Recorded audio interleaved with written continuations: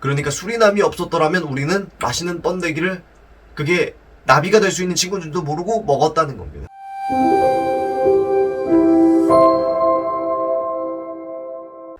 안녕하십니까. 일상의 과학을 더하다 팩템 썰입니다.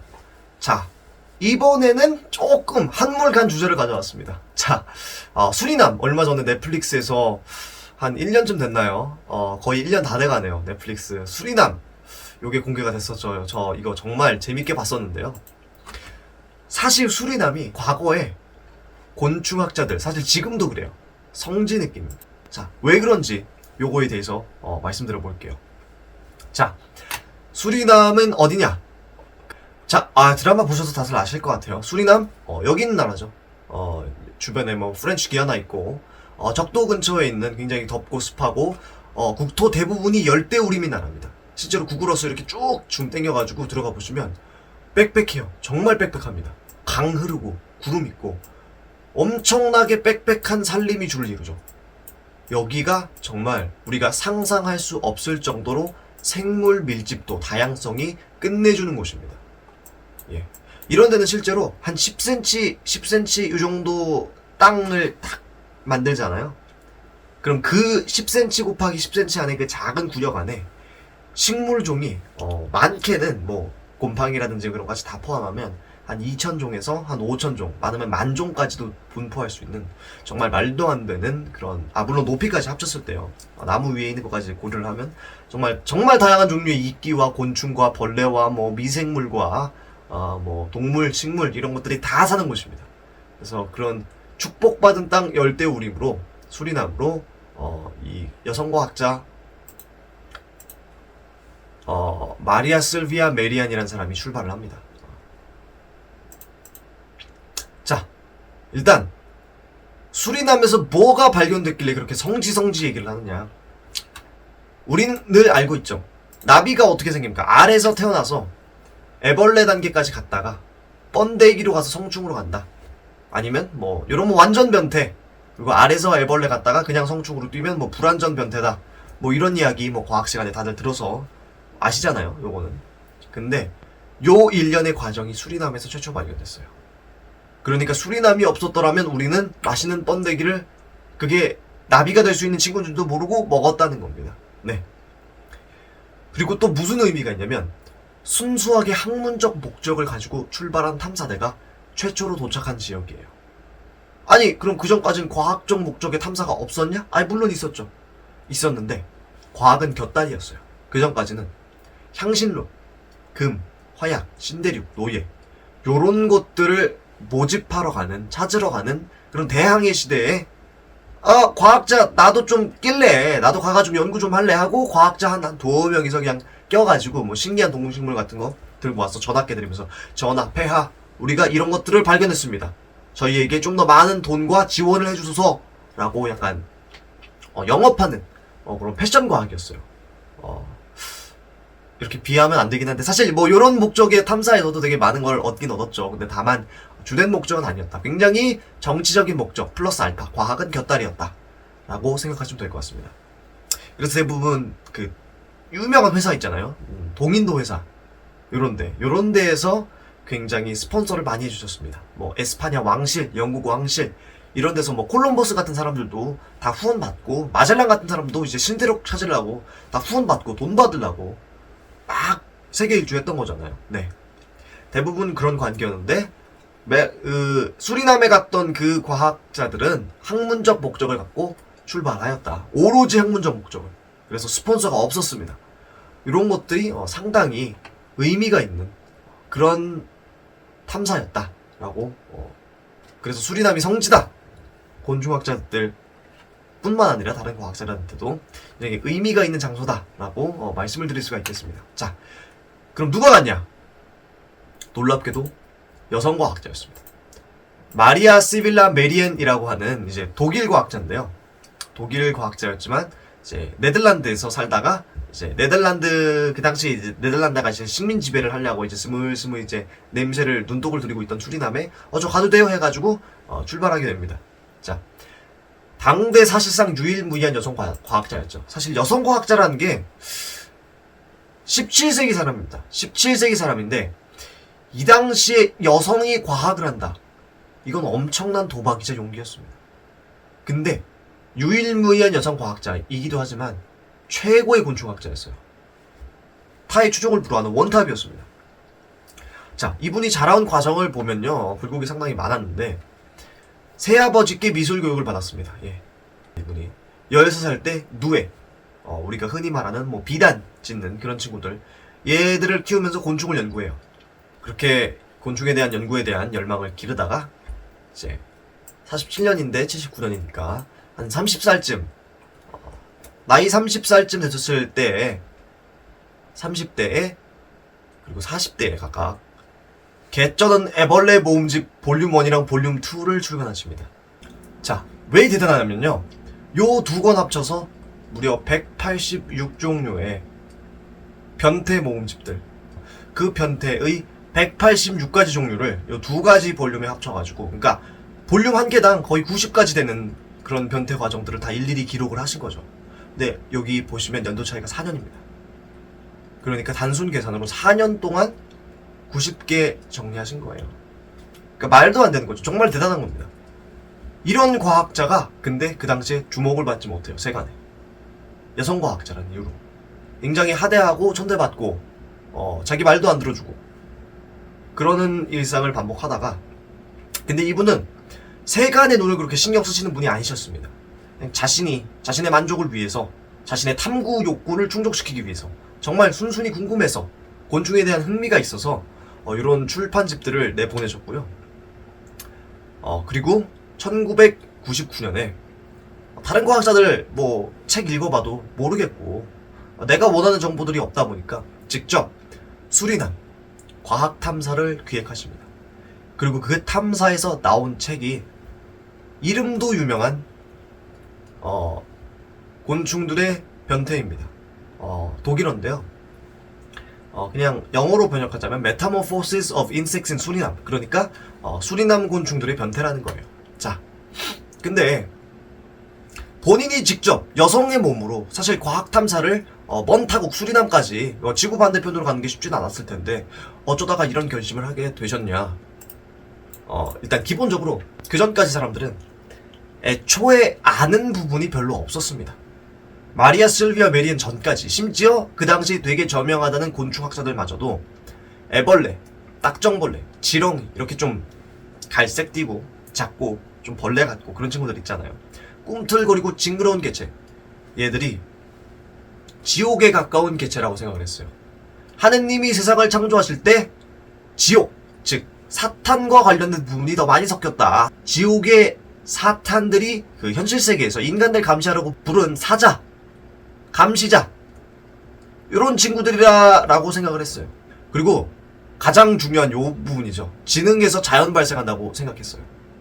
그러니까 더러운 지능을 이제 병 안에다가 두고 가만히 냅두면 거기 안에서 자연스럽게 벌레들이 막 생겨난다 라고 이렇게 주장을 했습니다. 그래서 우중충한 습, 늪, 요런 데는 악령들이 많다고 생각을 했어요. 요런 실험들도 실제로 있습니다. 아니, 왜냐면 이미 자기가 가져온 진흙이나 흙이나 낙엽 이런 데 이미 알들이 들어있기 때문에 물 주고 가만히 놓고 기다리면 뭔가 나와가지고 꿈틀거리긴 해요. 근데 그걸 보고 이제 알은 모르고 사람들이 진흙에서 생겨나네, 요게 정설이야 라고 무려 마리아 지빌라 메리엔 1700년대까지 그게 학계의 정설이었어. 물론 곤충이 알을 낳아가지고 애벌레가 생기고 그게 뭐 변태를 해가지고 성충으로 간다 뭐 그런 학설도 있었습니다. 다만 정설이 아니었어요. 이제 약간 그런 느낌입니다. 이제 갈릴레오 갈릴레이가 지동설을 주장했죠. 그래도 지구는 논다.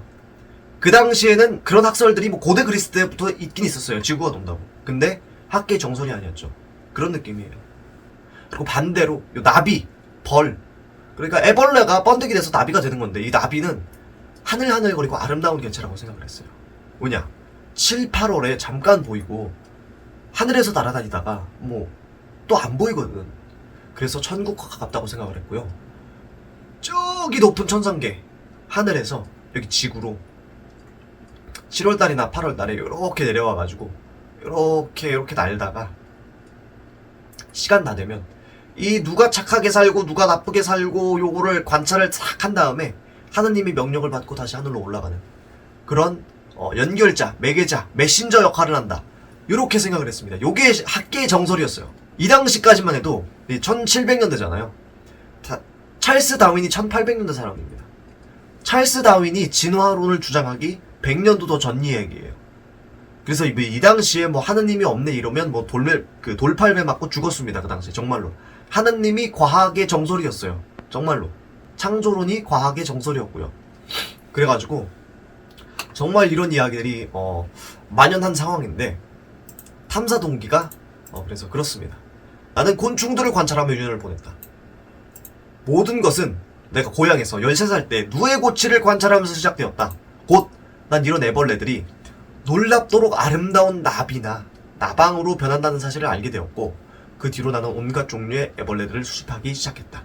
이렇게 해서 출간된 게 개쩌는 애벌레 모음집 1, 2고요. 그 다음에 근데 네덜란드엔 굉장히 훌륭한 곤충학자들이 많았어. 근데 곤충만 있을 뿐 곤충들의 서식지, 변태 과정, 피식 관계 이런 정보는 찾아볼 수가 없었어. 나는 이 갈증을 해결하고자 직접 수리남으로 탐사를 가려 해. 이렇게 말씀을 하십니다. 그리고 아까 자금을 누군가한테서 이제 얻지 못했다고 하셨죠. 이분이 그림을 되게 잘 그리셨습니다. 13살 때부터 양아버지한테 그림 교육을 되게 어릴 적부터 받아왔다고 하셨잖아요. 프로페셔널 페인터였어요. 일러스트레이터, 사파과였습니다. 그래서 본인 소유의 그림, 그러니까 본인이 그린 그림이죠. 본인이 그린 그림이 250점인데 그걸 전부 다 팔아버립니다. 더 있었겠죠. 많았는데 250점을 처분해서 계획된 5년 동안 탐사를 떠날 자금을 조달을 하고 준비를 합니다. 사실 근데 이게 진짜 대단한 일인 게 지금 같은 상황에서도 뭐 요트 같은 거 한 채 살려면 몇 억씩 하잖아요. 근데 5년 동안 탐사를 하기 위한 선원들, 뭐 식량, 예산 이런 것들을 다 본인 부담으로 가신 거예요. 요즘 시대로 예를 들자면 요즘 제일 잘 나가는 웹툰 작가 뭐 이말년 씨를 예시로 한번 들어볼게요. 뭐 침착맨 스트리머가 갑자기 뭐 인간관계 정리하시고 뭐 자기 소유의 집, 자동차, 뭐 만화의 저작권, 뭐 판권 이런 거 전부 다 정리하시고 그걸로 갑자기 요트를 사시고 저기 남아메리카 대륙으로 곤충 탐험을 하시겠다고 떠나시는 거예요. 난 곤충을 수없이 많이 그려왔지만 곤충을 제대로 연구해보는 게 내 꿈이었다. 이렇게 말씀하시면서 갑자기 내려가신 겁니다. 그 정도로 대단한 결정을 내리신 거예요. 그래서 동인도 회사, 노예무역상, 향신료, 설탕 이런 기업의 입김이 전혀 없었습니다. 최초의 순수 과학 목적 탐사. 그래서 이 책이 나오게 된 거고요. 그래서 실제로 수리남 곤충들의 변태, 요게 아까 그 책이죠.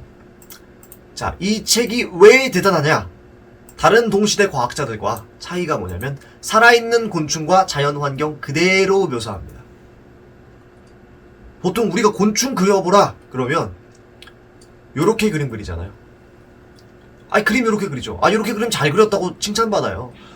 사이즈도 잘 정리되게 실제 1:1 사이즈로 잘 그려놨고 뭐 디테일도 살아있고 괜찮네 잘 그렸네. 보통 요렇게 그리잖아요. 논문에서도 뭐 여기인데 뭐 여기다 꽃 그려놓고 뭐 이파리 그려놓고 네잎클로버 그려놓고 막 이런 거 그리면 혼나잖아요 교수님한테. 그런데 그리고 뭐 표본 같은 것도 이렇게 그냥 딱 박제시켜가지고 핀으로 꼽아서 최대한 안 부서지게 보존 상태 좋게 이렇게 정리를 해두는데요. 뭐 팔다리 같은 것도 이렇게 구부러져 있어도 쫙쫙 펴가지고 이렇게 박아놓고요. 그렇잖아요. 그리고 다른 과학자들, 엘리트 귀족 집안이죠. 오지까지 직접 탐험을 안 가요. 조수들이 이렇게 가져오고 표본, 이런 거 일러스트레이터들이 그려온 거 보고 연구합니다.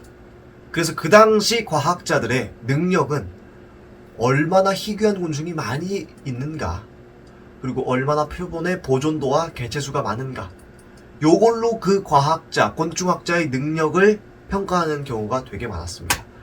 그래서 뭐 자기네 의리의리한 궁전 같은 집 방 한 칸에 이제 요런 것만 이제 따로 전시해 놓는 뭐 박물관처럼 꾸며놓고, 다른 사람들, 귀족들, 뭐 왕과 사람들 이런 사람 초청해 놓고 술 한잔하고 칵테일하고 부도회 하면서 자 여러분 여기가 제 연구실입니다.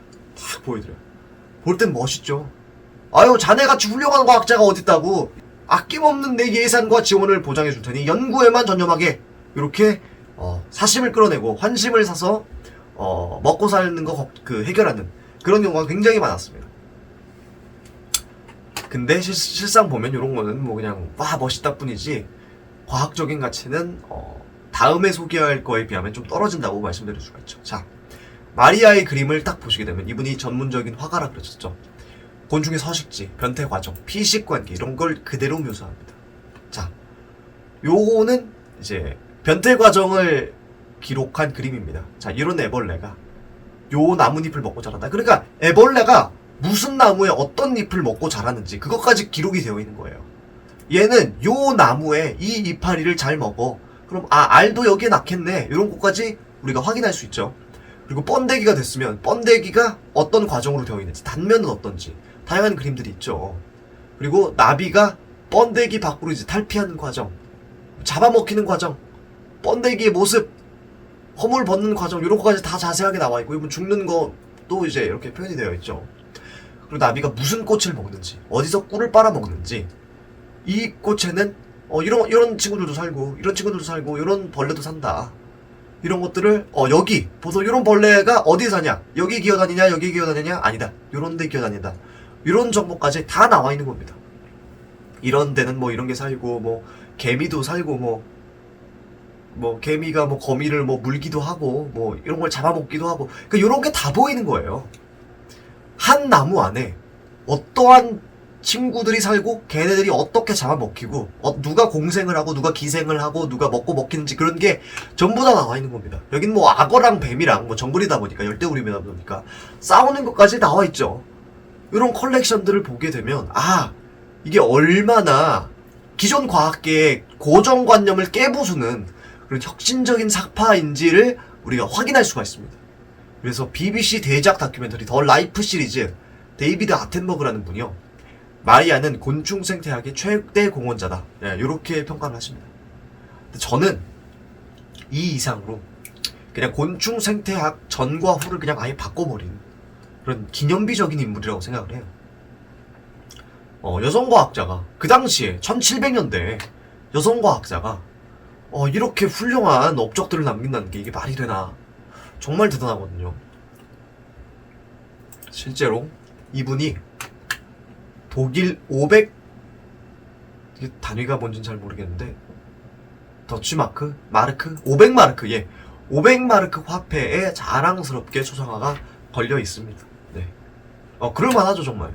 그래서, 이렇게, 정말 레전드 과학자, 레전드 곤충학자, 수리남에서 발견한 수많은 곤충들을 기록해서 곤충 생태학의 한 획을 그으신, 요, 애벌레 번데기 성충, 요 과정을 최초로 학계로 끌어올려서 정설로 만드신, 마리아 지빌라 메리엔, 요 부분을 기억하면서, 이번 영상 마무리하도록 하겠습니다. 수리남, 너무 재밌었어요. 그리고 요 사실을 알고 저는 봤거든요, 사실. 요 사실을 알고 봤는데, 알고 보니까 좀 재밌는 것 같기도 하고 아닌 것 같기도 하고 잘 모르겠습니다. 어쨌든 요 포스터 봤을 때 되게 기분 좋았어요, 전. 내가 아는 나라 나왔네, 이러면서. 어쨌든 오늘 영상은 여기까지고요. 혹시 또 다른 재밌는 과학 주제라든지 뭐 알고 싶으신 내용 이런 거 있으면 댓글로 써주시면 제가 다음번 영상 만들 때 참고해서 제작하도록 하겠습니다. 좋아요, 댓글, 구독하기 해주시면 저에게 정말 큰 힘이 되고요. 전 다음번에 더 재밌는 영상으로 찾아뵙도록 하겠습니다. 백텐썰이었습니다. 감사합니다.